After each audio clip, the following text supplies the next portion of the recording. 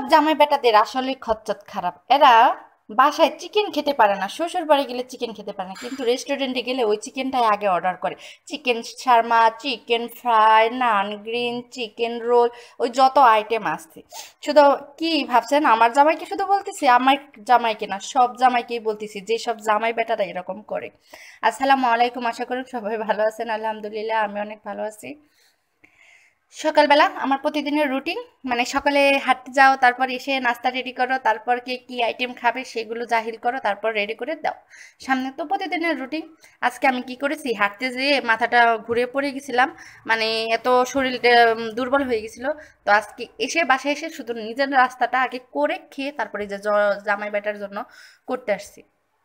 মানে সকালবেলা অনেকগুলো ভাত ছিল।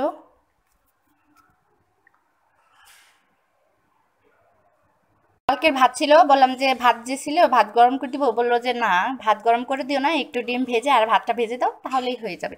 তো ওই যে আমার জামাইটা কত ভালো, দেখছেন কত সুন্দর করে বলে দিস, আর আমি ভালো বোর মতো চেয়ে সব কিছু করতে। মাঝে মাঝে কথা শুনি, আবার মাঝে মধ্যে কথা শুনি না, কারণ উনি তো আমাকে অনেক কাজে সাহায্য করে, তো মাঝে মাঝে একটু শোনার চেষ্টা করি। তো ওই যে এখন এই যে শাক নিয়ে আসলাম, মানে সব কাজ শেষ করে তার খাবার রেডি করতে, বাবুকে খাওয়িয়ে তারপর শাক কেটে সব কিছু বাটা মশলা বেটে যা যা বাকি ছিল সব কিছু করে রান্নার জন্য চলে আসলাম।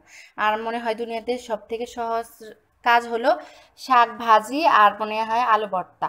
তারপর এই যে শাকটা হয়ে গেছে, এখন আমি একটু তেলের উপর দিয়ে দেবো, তেল মানে বাগার যাই বলেন, তেলের উপরে দিয়ে একটু নাড়াচাড়া করে শাকটা নামিয়ে ফেলবো। আর এই যে শাকটা দিয়ে দিলাম। যতই বলি তেলটা কমই খাবো, আর তেল এই যে বেশি হয়ে গেছে শাকে। তো আর কি করা, যত কিপটামি করতে চাই কিপটামি হতে পারি না, কিন্তু মাঝে মাঝে অনেক কিপটামিও করি। আর এই যে গোস্তটা বসিয়ে দিব, মানে রসুন বাটা দিয়ে দিয়েছি, আর এই যে এলাচ দারচিনি গোলমরিচ যা যা লাগে সব কিছু, পেঁয়াজ কুচি, কয়েকটা কাঁচামরিচও দিয়েছি, ঝালটা যেহেতু কমিয়ে দিব, বাবু খাবে।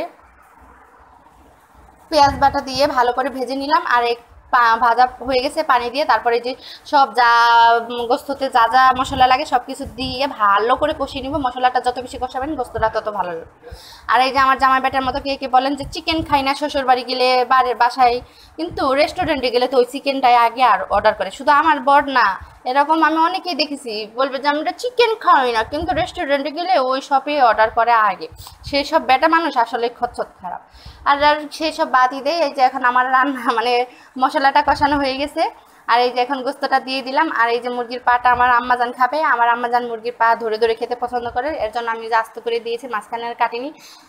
আমারও খুব ভালো লাগে, আমার যেসব খাবার ভালো লাগে আমার মেয়েরও সেই সব খাবারের পছন্দ।